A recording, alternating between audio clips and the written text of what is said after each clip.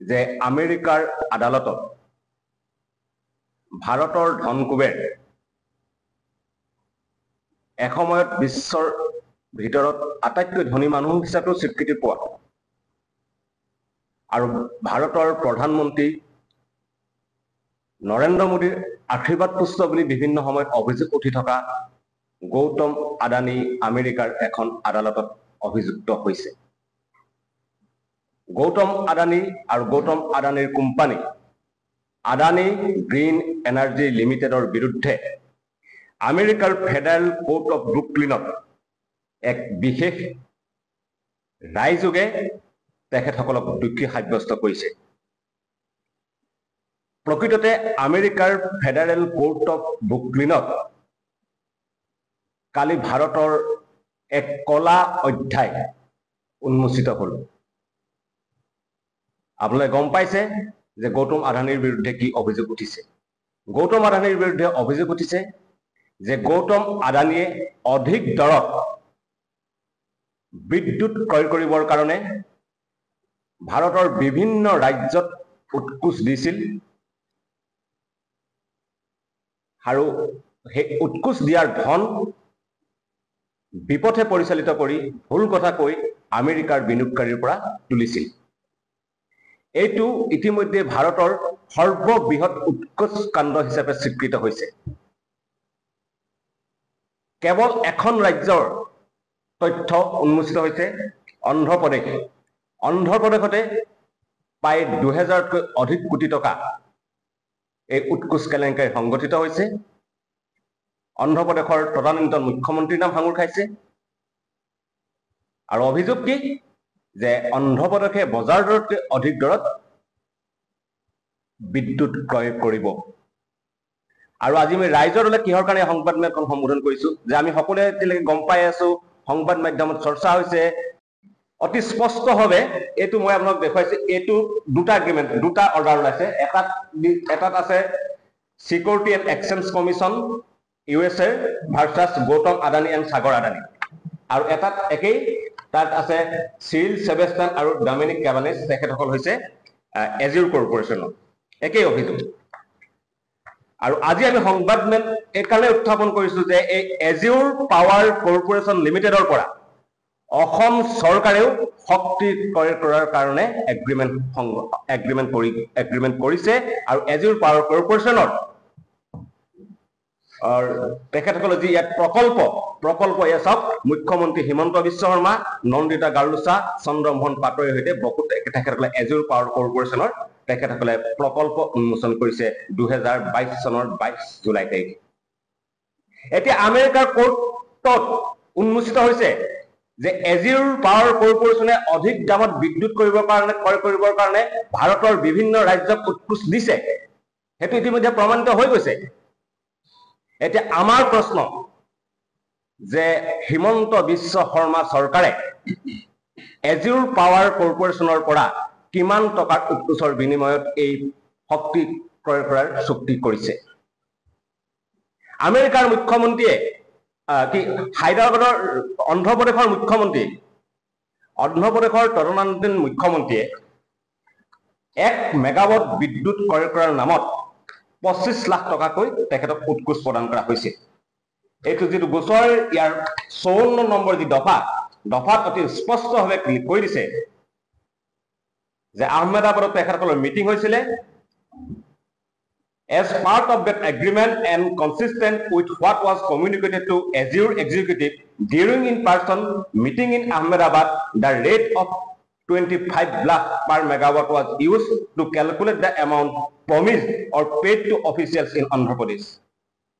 That is 7,000 megawatts multiplied by 25 lakhs, which equals 7.5 billion rupees or 1,750 crore. 1750 কোটি টকা। অৰ্থাৎ Azure power কৰ্পৰেশ্যনে অন্ধ্ৰপ্ৰদেশৰ মুখ্যমন্ত্ৰীক 1 মেগাৱাট বিদ্যুৎ বজাৰ দৰতকৈ অধিক ক্ৰয় কৰাৰ কাৰণে যি চুক্তি কৰিছে তাৰ বিনিময়ত 25 লাখ টকা পৰ্যন্ত উৎকোচ প্ৰদান কৰিছে। ইয়াত কৈছে যে as the head of executive of a state, a chief minister can influence the decision of publicly owned discoms. Discom মানে ডিস্ট্ৰিবিউশন কোম্পানী, আমাৰ ইয়াত ফলে হেতু হ'ব APDCL। অৰ্থাৎ ষ্টেটৰ হেড হিচাপে মুখ্যমন্ত্ৰীয়ে ইনফ্লুৱেঞ্চ কৰিব পাৰে, আৰু মুখ্যমন্ত্ৰীয়ে ইনফ্লুৱেঞ্চ কৰিব পাৰে কাৰণে অন্ধ্ৰপ্ৰদেশৰ মুখ্যমন্ত্ৰীক 1 মেগাৱাটৰ বিনিময়ত 25 লাখ টকা পৰ্যন্ত উৎকোচ প্ৰদান কৰিছিল। এতিয়া আমাৰ প্ৰশ্ন, অসমৰ মুখ্যমন্ত্ৰী হিমন্ত বিশ্ব শৰ্মাকো অন্ধ্ৰপ্ৰদেশৰ মুখ্যমন্ত্ৰীৰ দৰে এজিউৰ পাৱাৰ কৰ্পোৰেচনে বিদ্যুৎ ক্ৰয়ৰ বাবে উৎকোচ প্ৰদান কৰিছিল নেকি? আমেৰিকাৰ কোৰ্টত স্পষ্টভাৱে প্ৰমাণিত হৈ গৈছে যে অন্ধ্ৰপ্ৰদেশৰ মুখ্যমন্ত্ৰীয়ে 1 মেগাৱাটৰ কাৰণে 25 লাখ টকাকৈ উৎকোচ লৈছিল। কাৰ পৰা লৈছিল? এজিউৰ কৰ্পোৰেচনৰ পৰা লৈছিল। সেই একে এজিউৰ কৰ্পোৰেচনৰ লগত অসমৰ APDCL চুক্তি হৈছে, আৰু অতি স্পষ্টভাৱে কৈছে যে মুখ্যমন্ত্ৰীয়ে প্ৰভাৱিত কৰিব পাৰে ডিসকমক। এতিয়া অন্ধ্ৰপ্ৰদেশৰ মুখ্যমন্ত্ৰীক যদি এজিউৰ কৰ্পোৰেচনে 25 লাখ টকা দিছে 1 মেগাৱাটৰ কাৰণে, আৰু সৰ্বমুঠ 1750 কোটি টকা দিছে, তেনেহ'লে অসমৰ মুখ্যমন্ত্ৰী হিমন্ত বিশ্ব শৰ্মাক এজিউৰ কৰ্পোৰেচনে কিমান টকা দিছে সেই বিষয়ে তদন্ত হ'বনে নহয়? অত্যন্ত স্পষ্ট, সকলো কথা স্পষ্ট হৈ আছে। আপোনালোকে যিবিলাক কোৰ্ট ডকুমেণ্ট যদি চাই, মোৰ লগত আছে, আপোনালোকে চাই ল'ব পাৰিব।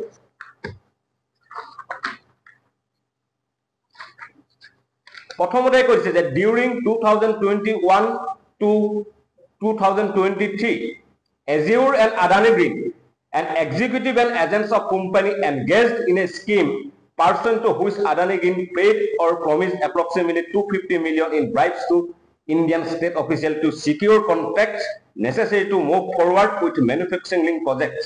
That means the bribery scheme. এটা bribery scheme হিচাপে আমেৰিকাৰ কোৰ্টে কৈছে। উৎকোচ এখন আঁচনি লৈছিলে, প্ৰত্যেক ৰাজ্যতে ঘুষ দিছিলে। নিউমেৰিয়াছ ষ্টেটত ইণ্ডিয়ান ষ্টেটত তেখেতে উৎকোচ দিছে বুলি কৈ দিছে যে paid or promised to numerous Indian states and Indian state officials to induce them to cause the Indian states to buy renewable energy. হয়, ইয়াত যেনেকৈ অন্ধ্ৰপ্ৰদেশৰ কথা উল্লেখ আছে, তেনেকৈ অসমৰ কথা স্পষ্টকৈ উল্লেখ নাই। কিন্তু ইয়াত কৈছে, কি কৈছে যে নিউমেৰাছ ইণ্ডিয়ান ষ্টেটক তেখেতসকলে পইচা দিছিল, নতুবা পইচা দিয়াৰ প্ৰতিশ্ৰুতি প্ৰদান কৰিছিল, উৎকোচ দিয়াৰ প্ৰতিশ্ৰুতি প্ৰদান কৰিছিল। কোনে উৎকোচ দিয়াৰ প্ৰতিশ্ৰুতি প্ৰদান কৰিছিল? এজিউৰে।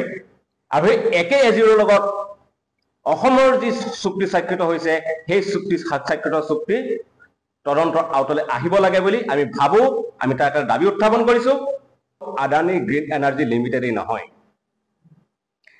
এই একে উৎকোচ কাণ্ডত সাঙুৰ খাইছে অন্য এটা কোম্পানীৰ নাম। সেই কোম্পানীটোৰ নাম Azure power global power corporation limited. আৰু এজিউৰ গ্লোবেল পাৱাৰ কৰ্পোৰেচন লিমিটেডে ভাৰতত এজিউৰ পাৱাৰ কৰ্পোৰেচন হিচাপে তেখেতসকলে ব্যৱসায় কৰে। অসমৰ মানুহৰ আৰু বিশেষকৈ অসমৰ সংবাদ মাধ্যমৰ মানুহৰ কাৰণে এজিউৰ নামটো বোধহয় অপৰিচিত নহয়। এই এজিউৰ পাৱাৰ কৰ্পোৰেচনে আপোনালোকে জানে যে নগাঁৱৰ মিকিৰ বামুণীত খেতিয়কৰ মাটি বিজেপি চৰকাৰৰ সহযোগত জোৰ জবৰদস্তি কৰি তেখেতসকলে দখল কৰি তাত তেখেতসকলে পাৱাৰ প্লেন বহাইছিলে। আৰু তেখেতসকলৰ এই জোৰ জবৰদস্তি কৰি কৃষিভূমি অধিগ্ৰহণ কৰাৰ বিৰুদ্ধে মিকিৰ বামুণীৰ ৰায়তী কৃষকে দীৰ্ঘদিন ধৰি এক দীঘলীয়া সংগ্ৰাম চলাই আছিল, আৰু এতিয়াও এই সংগ্ৰাম চলি আছে। আৰু এই এজিউৰ পাৱাৰ কৰ্পোৰেচন লিমিটেডৰ নামেই আদানী গ্ৰীণ এনাৰ্জিৰ লগত আমেৰিকাৰ ফেডাৰেল কোৰ্ট অফ ব্ৰুকলিনত তেখেতসকল দোষী সাব্যস্ত হৈছে। আৰু একেটাই দোষ, যেনেকৈ আদানী গ্ৰীণ এনাৰ্জিয়ে বজাৰ দৰতকৈ অধিক দামত বিদ্যুৎ ক্ৰয় কৰাৰ কাৰণে বিভিন্ন ৰাজ্যক উৎকোচ দিছিল, একেদৰে এজিউৰ পাৱাৰ কৰ্পোৰেচনো একেধৰণে তেখেতসকলে উৎকোচ দিছিল। আৰু আমেৰিকাৰ কোৰ্টত দোষী সাব্যস্ত হৈছে এই কাৰণেই যে তেখেতসকলে লেটাৰ অফ ইনটেন্ট পাইছিলে, কিন্তু তেখেতসকলে পাৱাৰ পাৰ্চেজ এগ্ৰিমেণ্ট নোহোৱাকৈ আদানী গ্ৰীণ এনাৰ্জিয়ে বিনিয়োগকাৰীৰ পৰা ধন উঠাইছিল। আৰু আদানী গ্লোবেল পাৱাৰ কৰ্পোৰেচন নিউয়ৰ্কৰ ষ্টক এক্সচেঞ্জৰ তালিকাভুক্ত এটা কোম্পানী আছিল, আৰু তেখেতসকলে পাৱাৰ পাৰ্চেজ এগ্ৰিমেণ্ট হোৱা বুলি কৈ তেখেতসকলৰ ষ্টকৰ দাম বৃদ্ধি কৰি বিপথে পৰিচালিত কৰিছিল নিউয়ৰ্ক ষ্টক এক্সচেঞ্জত। এইটো কাৰণত এজিউৰ পাৱাৰ কৰ্পোৰেচন দোষী সাব্যস্ত হৈছে আৰু দুইটা কোম্পানী মিলি $175 মিলিয়ন আমেৰিকাৰ পৰা সংগ্ৰহ কৰিছিল আৰু তেখেতসকলক তাৰ কাৰণে দোষী সাব্যস্ত কৰা গৈছে আৰু অত্যন্তভাৱে এজুৰৰ নিজৰ আছে ষ্টেটমেণ্ট আছে আমাৰ ওচৰত য'ত কৈছে যে 25 বছৰৰ কাৰণে এজিৰৰ পৰা ৰিনিউৱেবল এনাৰ্জি ক্ৰয় কৰিবৰ কাৰণে অসম চৰকাৰ চুক্তি স্বাক্ষৰিত হৈছে যি ফটোত আমি আপোনালোকক দেখুৱাইছে মুখ্যমন্ত্ৰী হিমন্ত বিশ্ব শৰ্মা উপস্থিত আছে